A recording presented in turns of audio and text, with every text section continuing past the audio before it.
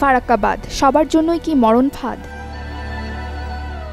১৯৬১ সালে কলকাতা বন্দরের নাব্যতা ফেরাতে গঙ্গায় ফারাক্কা বাঁধ তৈরির সিদ্ধান্ত নেয় ভারত সরকার। বাংলাদেশ ভারত সীমান্ত থেকে ভারতের মাত্র ১৮ কিলোমিটার ভেতরে অবস্থিত ফারাক্কার নির্মাণ কাজ সম্পন্ন হয় ১৯৭০ সালে। বাঁধটি তৈরির মূল উদ্দেশ্য ছিল গঙ্গার শাখা নদী ভাগীরথী ও হুগলির হারানো যৌবন ফিরিয়ে আনা, কেননা হুগলি নদীতে পলি জমার কারণে কলকাতা বন্দরে জাহাজ ফেরাতে বেগ পেতে হতো।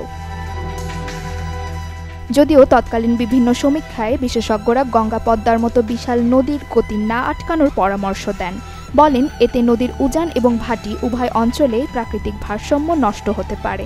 তা সত্ত্বেও থামানো যায়নি ভারত সরকারকে।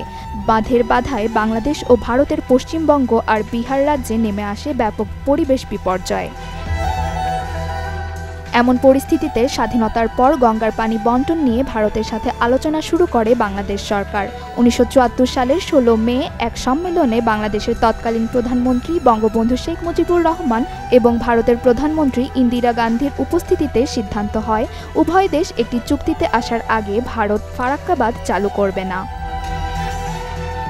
কিন্তু বঙ্গবন্ধু হত্যার পর ভারত কোনো রকম আলোচনায় অংশগ্রহণ করা থেকে বিরত থাকে। এমনকি ১৯৭৬ সালে গঙ্গা থেকে ১১৩০ কিউসেক পানি অপসারণ করে। ভারতের একতরফা পানি প্রত্যাহারের বিরুদ্ধে এ সময় সোচ্চার হন মজলুম জননেতা মাওলানা আব্দুল হামিদ খান ভাসানী। বাংলাদেশকে পানির অধিকার থেকে বঞ্চিত করলে ফারাক্কা অভিমুখে লং মার্চের ঘোষণা দেন এই নেতা। কথা মতো ১৬ মে রাজশাহীতে শুরু হয় ফারাক্কা অভিমুখে মিছিল। হাজার হাজার মানুষের সমাগমে লং মার্চ পরিণত হয় জনসমুদ্রে। তাই তো দিনটি স্মরণে প্রতি বছর ১৬ মে বাংলাদেশে পালিত হয় ফারাক্কা দিবস। বাংলাদেশের সাথে চুক্তিতে আসতে বাধ্য হয় ভারত সরকার। ১৯৭৭ থেকে ১৯৮৫ সালের মধ্যে ২ দফা চুক্তি হয়, তবে সেই চাপ বেশিদিন গায়ে মাখায়নি ভারত। শুষ্ক মৌসুমে পানি সুষম বণ্টনের দাবি থাকলেও ভারত কখনোই তা মেনে চলেনি। বরং ১৯৮৯ সালে ভারত একতরফাভাবে গঙ্গার পানি টেনে নিলে বাংলাদেশের নদীগুলোতে চরম পানি সংকট দেখা যায়।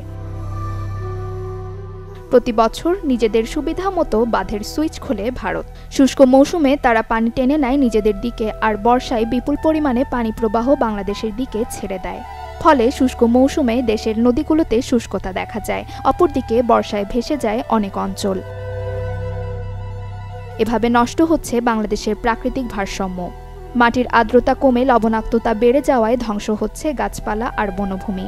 শুধু বাংলাদেশ নয়, বাঁধ সংলগ্ন ভারতের এলাকাগুলোও পড়ছে ব্যাপক ক্ষতির মুখে।